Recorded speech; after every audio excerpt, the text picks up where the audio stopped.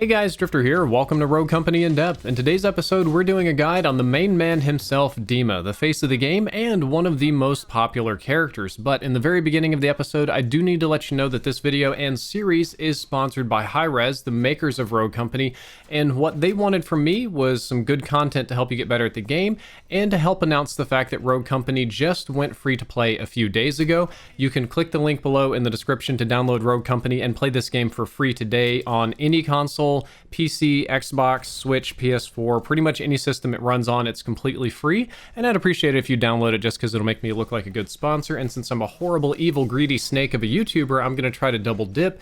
And if you happen to have signed yourself up for an Epic Games creator code, you can use Driftor the Real to support me. Alright, now that that's done, let's talk about DIMA. DIMA is unquestionably the face of the game and probably one of the most popular characters as well. Almost every match that you play in will have a DIMA either on the enemy team or on yours. And I believe that DIMA is a pick and denial oriented DPS character with a free kill every round grenade launcher. His kit synergizes around getting a quick pick or kill and tilting the odds of the combat in your favor, or denying the enemy the ability to control an area by pushing them out with the grenade launcher. In my opinion, the grenade launcher is only a free kill against low-skilled enemies. It is very easy to get out of the way of the grenades. However, the grenades can maybe make people move where they need to be for you to shoot them. But let's talk about his pistols and melee weapons and rifles, then we'll talk about the grenades in a little bit. DIMA uses the Executioner pistol, which has the Desert Eagle model. It's kind of the standard pistol for this game. It'll deal 48 damage per headshot and 32 damage per headshot at long ranges. This means that it cannot 2-tap kill, but it can 3-shot kill pretty easily. It'll deal 32 damage to the body up close and 21 damage to the body at long ranges. The Executioner rate of fire is 267 rounds per minute, which in my opinion is kind of slow. It's really not a fast-firing pistol, but it is the most common kind of pistol in the game. I think more characters use this one than any other, so for lack of anything else, this pistol is the standard to which all others compare to. It is the king of mediocrity in the game, and if you can't use it, then you probably can't use pistols in Rogue Company. The pistol does have a slower overall time to kill compared to others, but it does have great long-range accuracy for precise shots. The accuracy bloom resets very quickly, and I believe that this is one of a few long-range pistols you're supposed to pick headshots and punish people at long ranges and finish, more than you are supposed to challenge people. The challenge pistols are the burst fire and the fully automatic ones for up close. DIMA's melee weapon is the Tomahawk. It'll deal 40 damage per swing, or 100 damage when thrown, or 125 when you upgrade it so it'll one-hit a person with armor.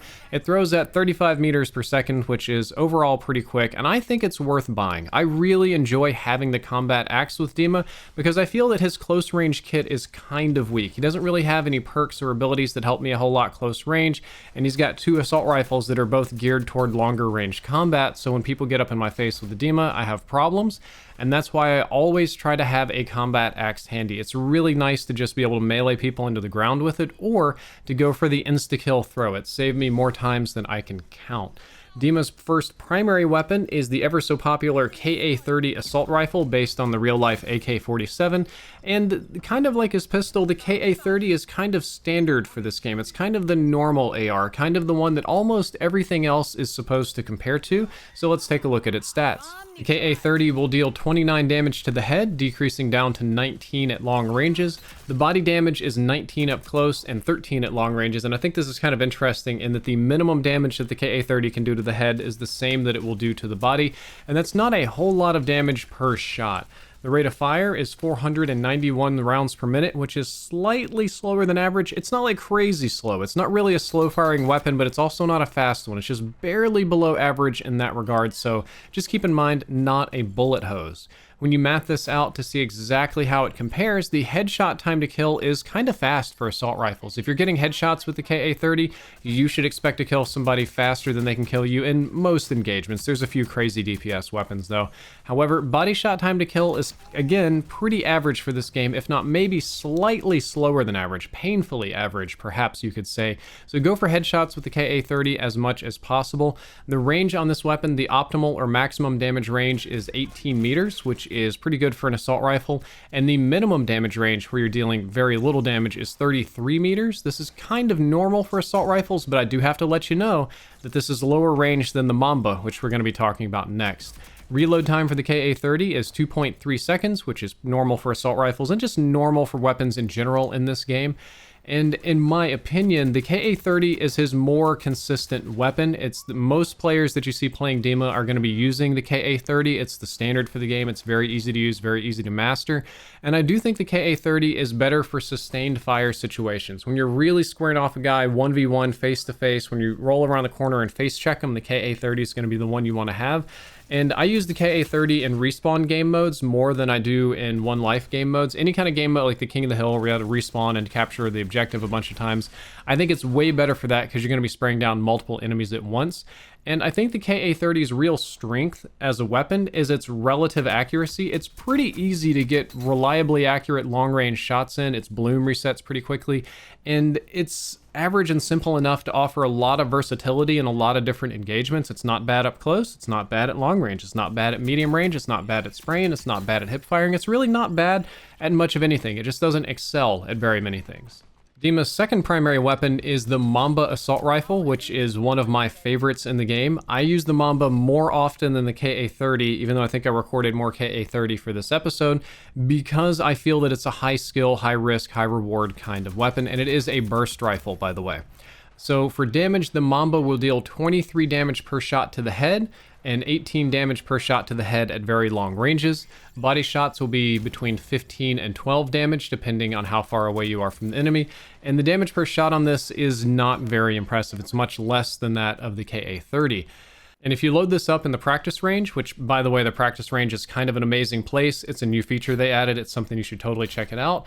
If you load it up, the MAMBA cannot one burst kill. Even with a full burst of headshots, you're always going to need at least 2 bursts to kill somebody with the MAMBA, unless they are weak. So that is a major downside, that I can't one burst people, but it still has a lot of upsides. So the rate of fire of the burst is a colossal 1,800 rounds per minute. I measured this one at 120 FPS, and it's really fast. As a matter of fact, it's so fast, most of your bullets have already fired while the game is still playing your shooting sound effects.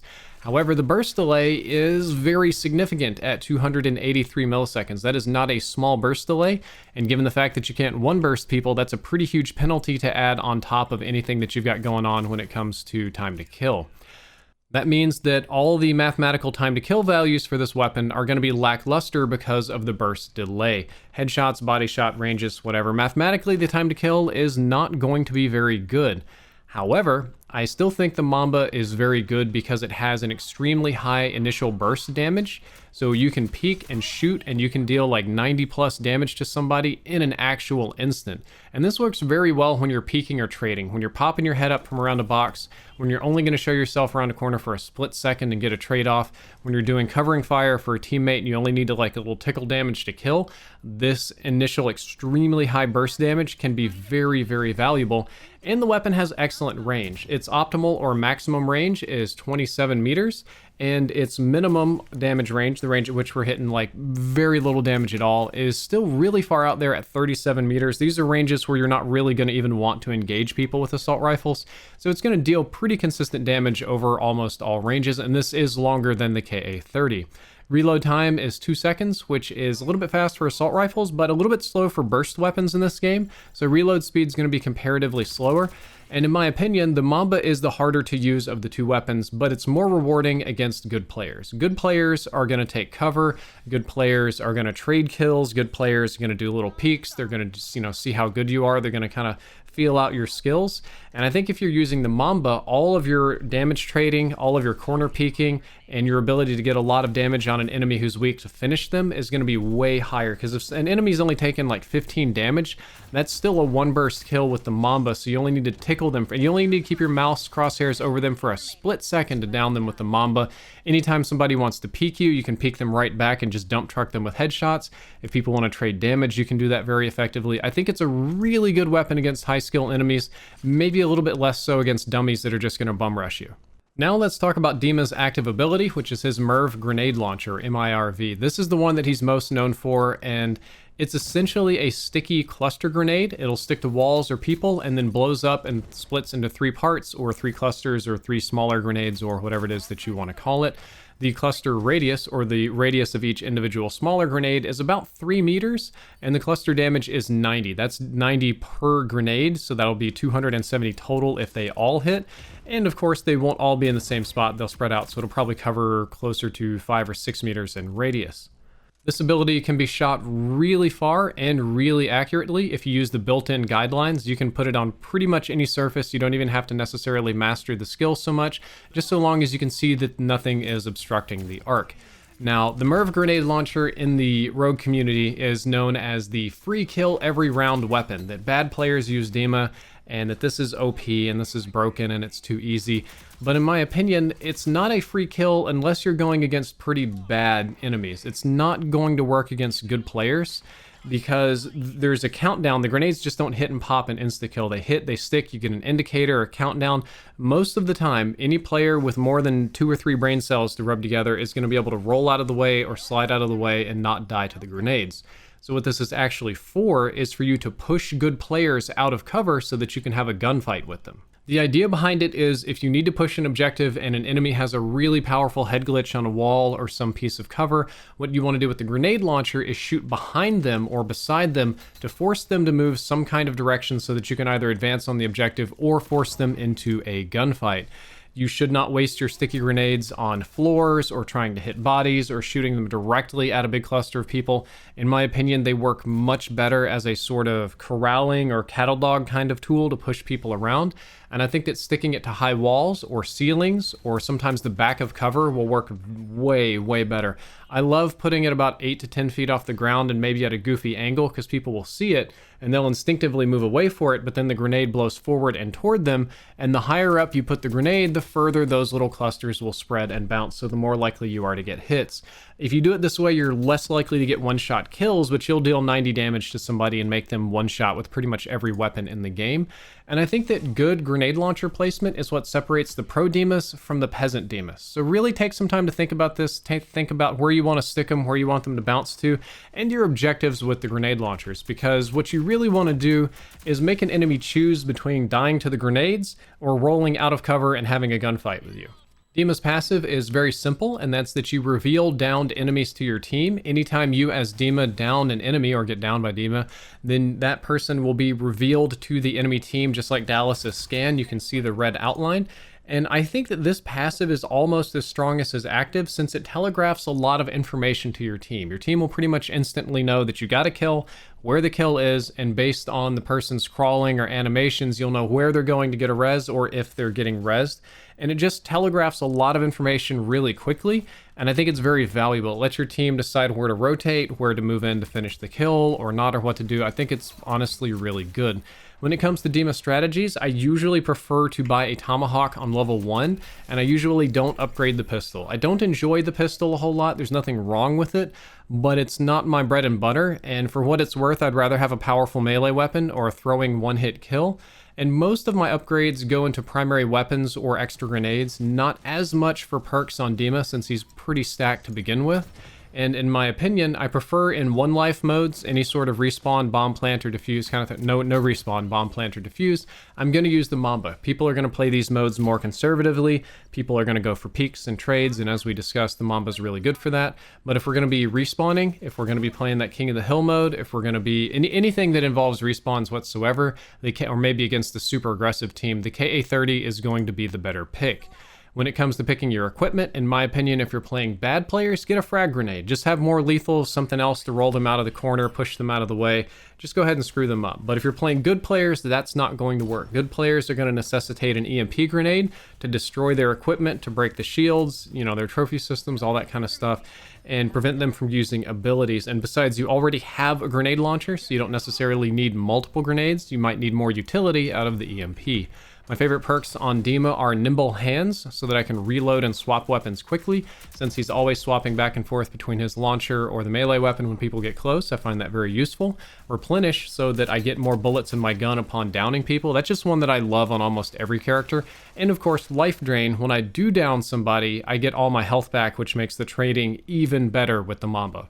One bit of advice when you're playing DIMA is to try to save the MIRV grenade launcher until enemies settle in. Just watch them, just wait, take note of where they've moved to cover, and try to find an angle that's going to push them out of that cover. Just spamming grenades in the beginning usually wastes them, and your goal is to use the grenade launcher to force the enemy out of cover so that your team has a favorable fight ahead of them.